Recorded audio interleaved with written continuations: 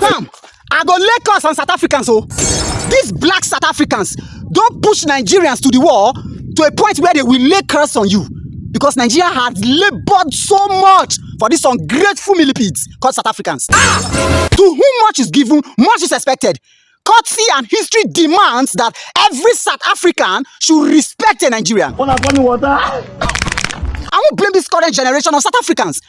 It is your ancestors and the generation of your parents who refuse to teach you history that I will blame. And since you know nothing about yourself, because the only history people know is apartheid, these colonialists, they came and they colonized you guys absolutely.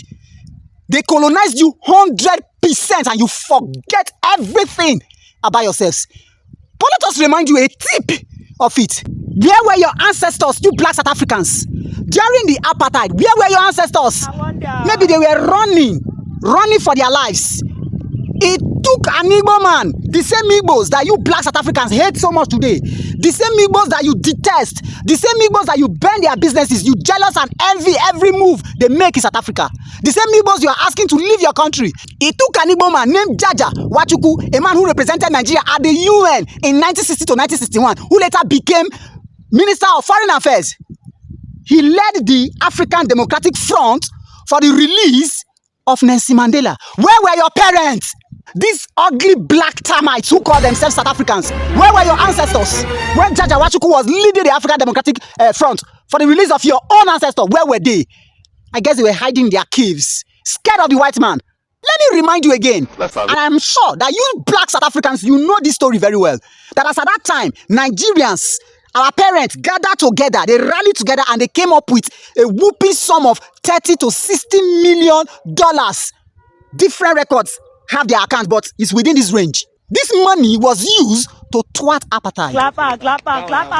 So that your parents can give birth to you, so that you have a place to call a country. Today you are saying that Nigerians should leave your country. Shame on you black entities without identity. Now listen attentively with your frog faces. Nigeria didn't just donate money.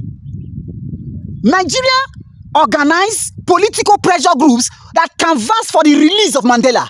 Internationally and locally, funded different liberation movements. Today you are telling those people to leave your country. Ungrateful lizards. If not for the effort and contribution of Jaja Wachuku, who pressurized the UN and international bodies and governments, your Nelson Mandela would have been beheaded like a Christmas goat.